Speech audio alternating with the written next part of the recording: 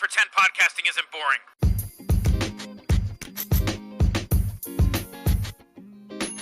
Hey there, how are you? I hope you're fine. As you know, I am in Mexico for this season. It is almost Christmas and we're supposed to have, like a happy face. But I decided to keep this podcast a little bit more like focused or more like serious, I would say. And this time it's a little bit darker. For those looking for more like light content, that you can check my video log on YouTube or Instagram. So it's more like videos about traveling and stuff like that. As always, the links are in the description of this episode. For the rest of you, we are going to talk about one question. We're going to go around one question, which is how dangerous Mexico is. Many people hear about this. Many people know about how all the speculation about Mexico. Is it somebody's going to rob you, or you cannot walk on the streets, etc., etc., etc. So let's just go to it. Okay, so most of the people relate dangerous, specifically if they think in Mexico or about Mexico, with violence. So let's focus on that specific type of danger, violence. How much violence can you face if you travel to Mexico? But more important, and that is what this podcast is about, what is the reality behind the tourist zones? All this, besides this like margaritas and parties and, these spring breaks, etc. Like, how is the real Mexico? How real Mexicans live the daily violence?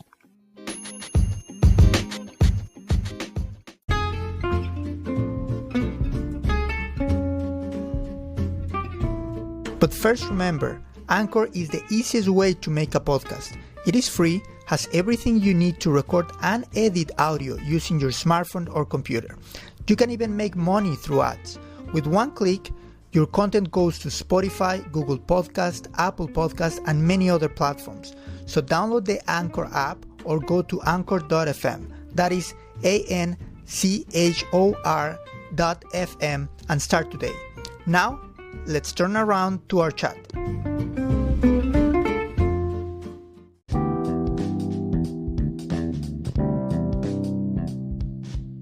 Okay, for those that want the fast answer, I would say that Mexico is dangerous and it is violence. But I think it deserves like some sort of more bigger or longer explanation. So let me give you the context first.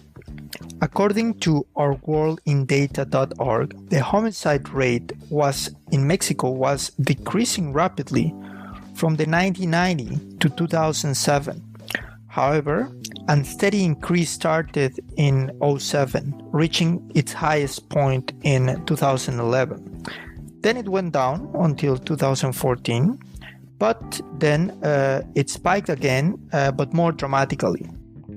I can tell you right now that the increase in 2007 has an easy explanation, or let's just say a name.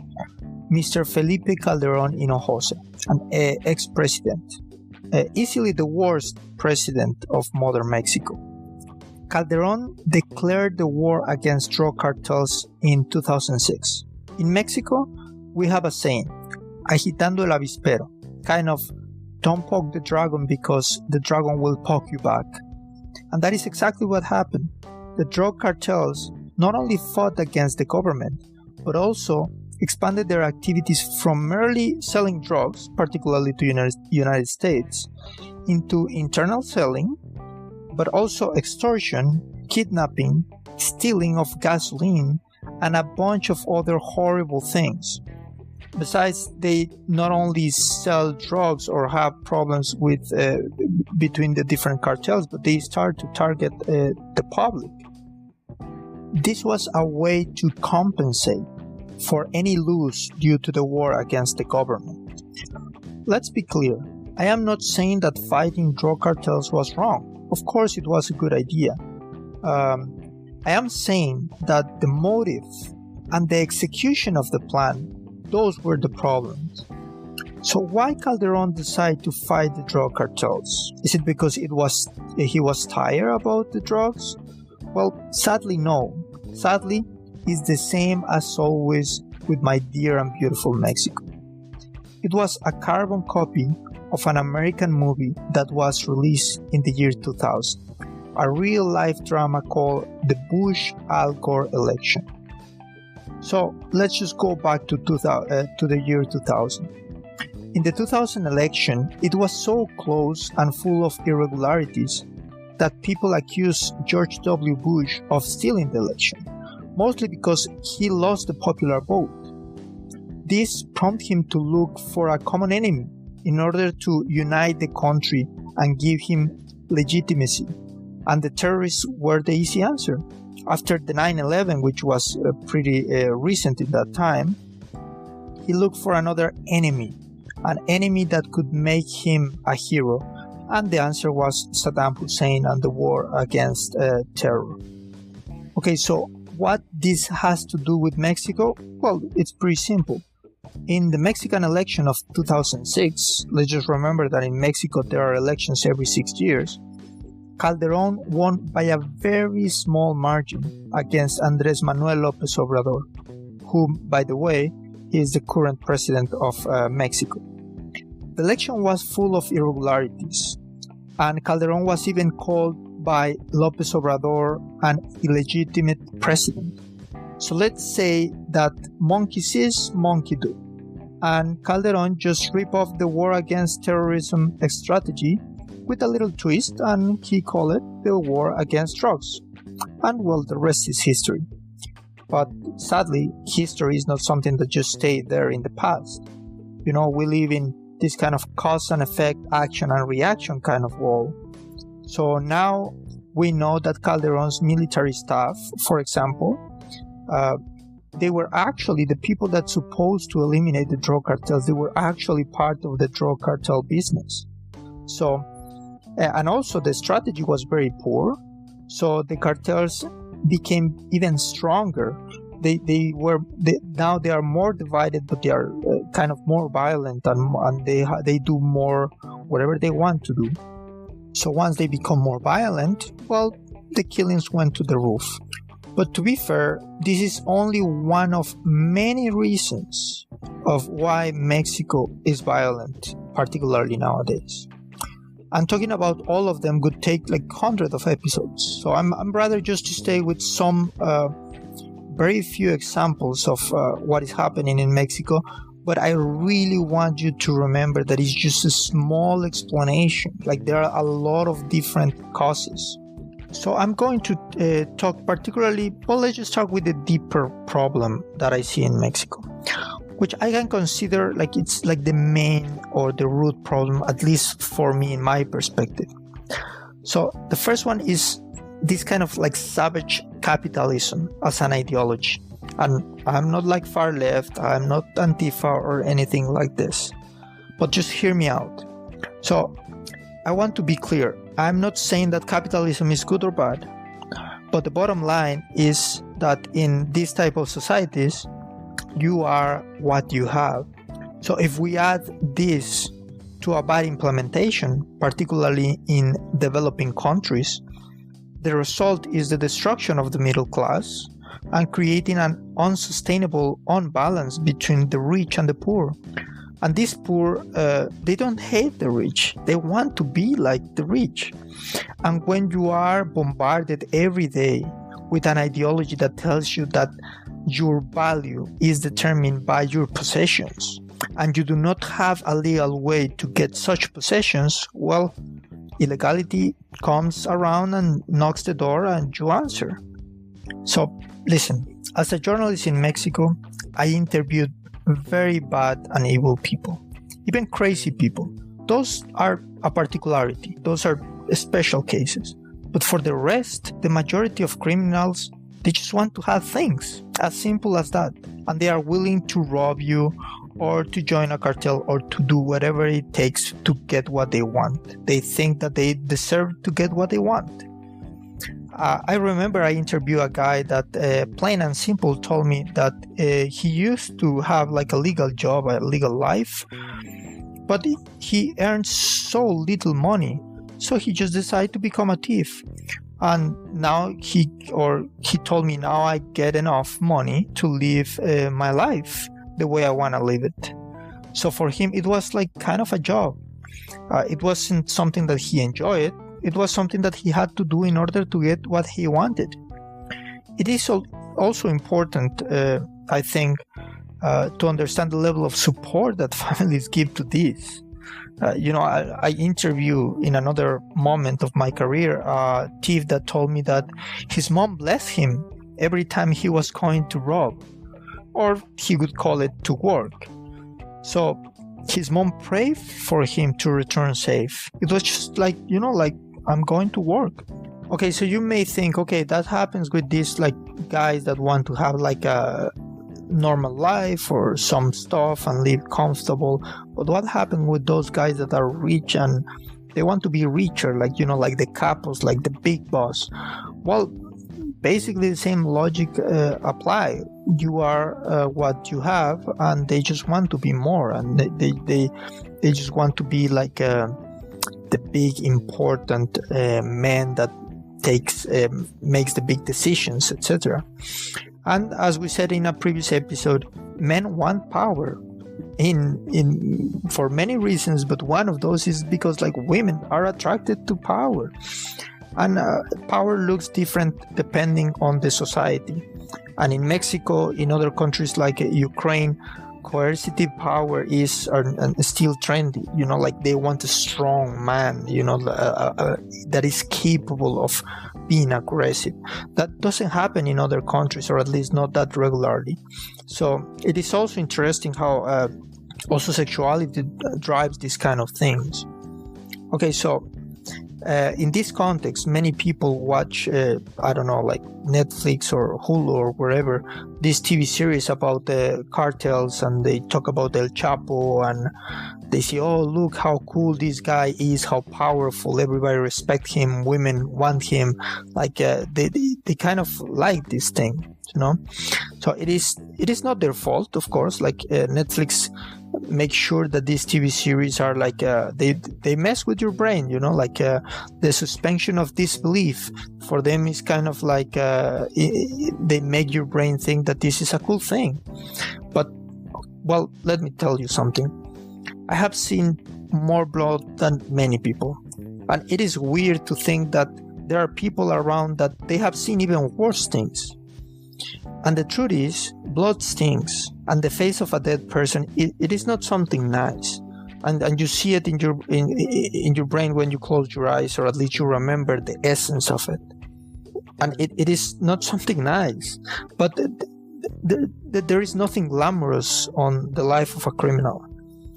And being worried about somebody may kill you, it is not something that, it doesn't feel like PUBG or Call of Duty. It's bad. Your sphincter feels loose. Your senses are in full alert. You have a cold sweat in the back of your neck. And in summary, it is not pretty. But Netflix finds a way to make you think that it's something cool. But it isn't. Trust me. Like, I've seen it, and it is not nice.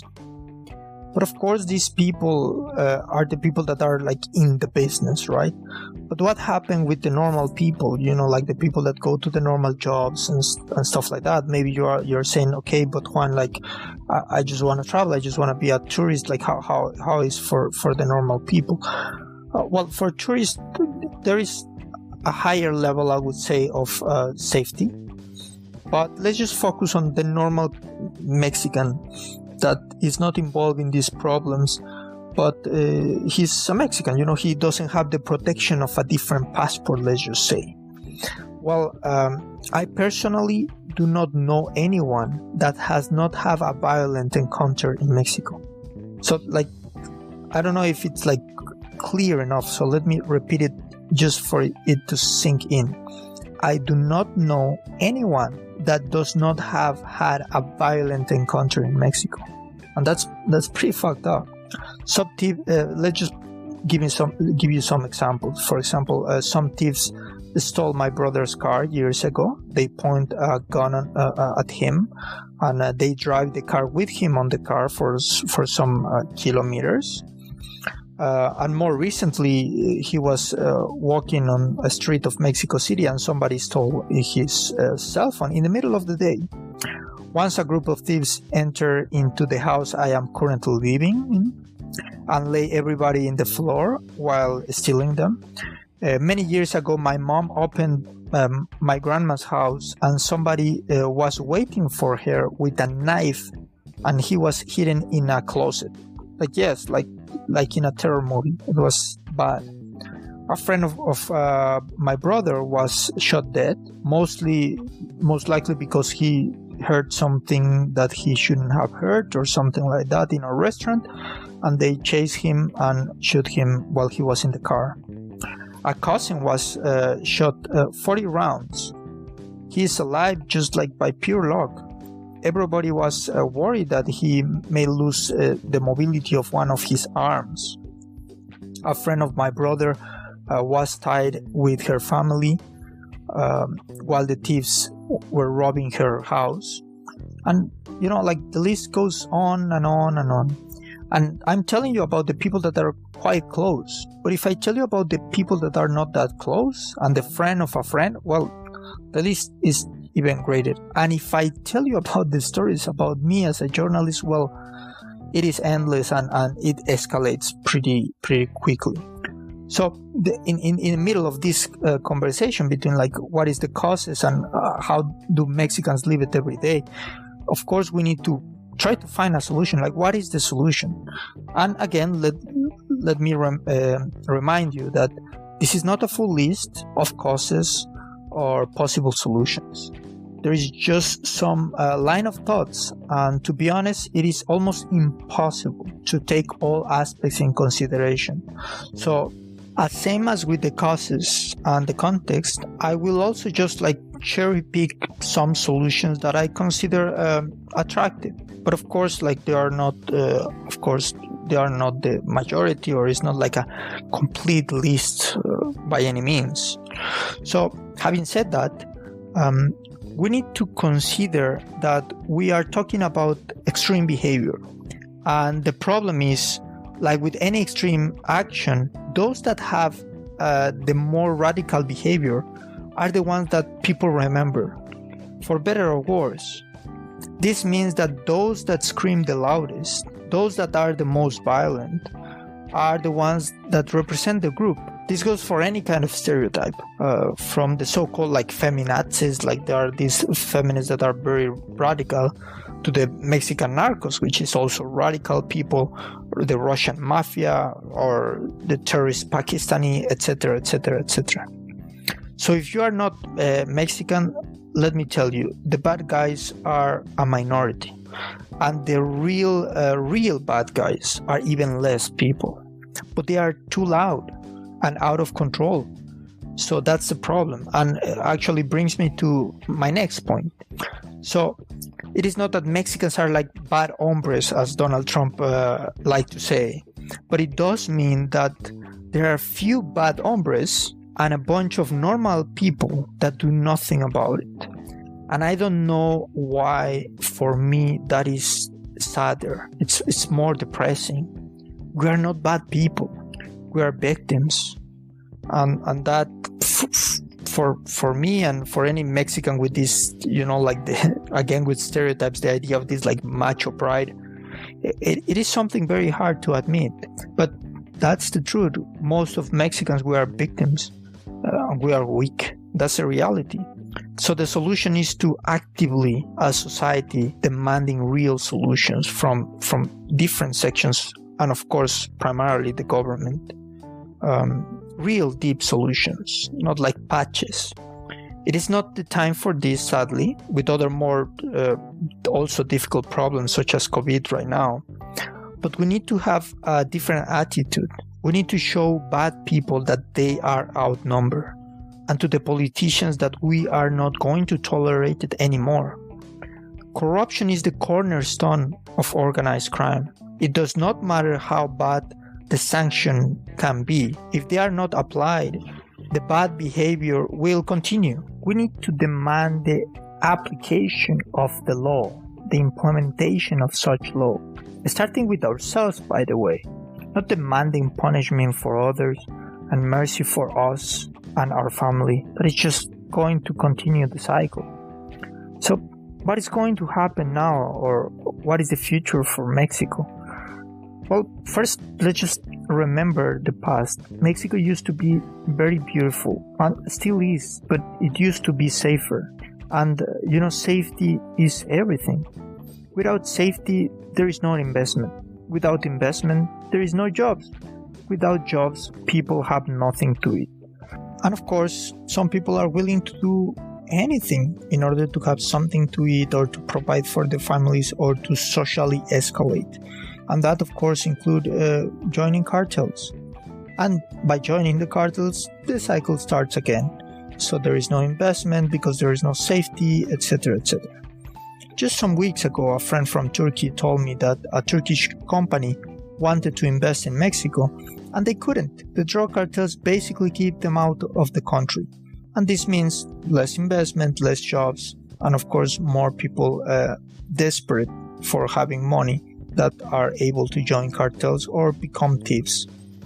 So there are not easy solutions. It's a complex problem. As I said before, the explanation I gave is nothing. The reality is complex and consequences are pretty much unpredictable. It's very unforeseen futures. Sometimes even doing good things can bring bad results. So I just gave a small piece of the problem, a small piece of the context, and a small piece of the solution. Anyway, the reason I decided to share with you about the insecurity in Mexico is because when you travel, you see so much different reality. I cannot express well enough how difficult for somebody that has never been outside of Mexico is to understand another reality besides Mexican reality. Here, violence is the norm, but it is not normal. It is pretty fucked up and pretty weird. I really hope to see the day where I can say that my country is less dangerous, that people are less greedy, that my government is less corrupt, and overall that Mexico is less dangerous. If only you could take all Mexicans to another country and show them how good it feels to walk in a park at night without being scared of being robbed. How good it is to live without daily confrontations. I think even the drug cartels and these sicarios and everybody will say this could be cool, this could work. Even for me being outside of Mexico, it took a period of adjustment of living like this. Honestly, it was very difficult to understand that you does not need to be in high alert all the time. So even probably many first world countries talk about anxiety and anxiety. Maybe all Mexicans live in constant anxiety all the time. They just don't see it or think about that as anxiety. They don't report it that way. Because definitely you live with the expectation of what is going to happen. And it's a trait that is coming from us as cavemen, this kind of anxiety. And in many countries it's unnecessary, but in Mexico sometimes and in some places it's quite necessary to be worried. And it is, of course, it is not nice. So for me it's very difficult because I see that in my country, the people on my country, they create their own hell. And they are the devil to each other. One person makes the other person miserable. And it's very bad. And the culmination, the maximus reflection of it is these extreme behaviors like robbery and drug cartels and gangs and stuff like that. So it's quite difficult. It is a social and cultural problem. It is an economical and psychological problem. And the only thing we can do is just to have hope. So, well, in that note, I hope it wasn't that sad, this episode. And I hope that you enjoy it, or at least that you reflect a little bit about it. Be grateful if you are in a country where you can walk in the middle of the night and not feel that threatened. I know that each country has their problems, and I know that it's difficult, but trust me, it can be worse. And of course, there are worse places than Mexico. That's also true. So I think I know it's quite dark, but these kind of topics and the way I talk about my country, but it comes from my heart. It comes from a place of love, not from a place of hate or just complaining. I love my country, but when you see that the problem is inside each of us, it is very difficult. So it's a cultural thing. It's something that is in our brains. So I just hope it changes. So anyway, it's time to say goodbye. If you want to check my videos, my video log about my travels, which is like more nicer things, you can check my YouTube channel or my Instagram TV. There are playlists for episodes in English and Spanish, so that's good if you speak Spanish. Remember that you can listen to this podcast in all platforms, all the platforms that you know, from Spotify to Google Podcasts, Apple Podcasts, etc. And of course in Anchor. There are links of all these platforms in the description of the episode. You can find me, of course, Facebook, Instagram, Twitter as Juan Around. And if you love my content, you can support me in my Patreon is Juan Around, or in my Buy Me a Coffee page, also as Juan Around. So, my friend, it has been a pleasure. Maybe it's a little bit cathartic for me. I don't know. Follow, like, share, and subscribe as always. And yeah, let's talk the next time, and let's see.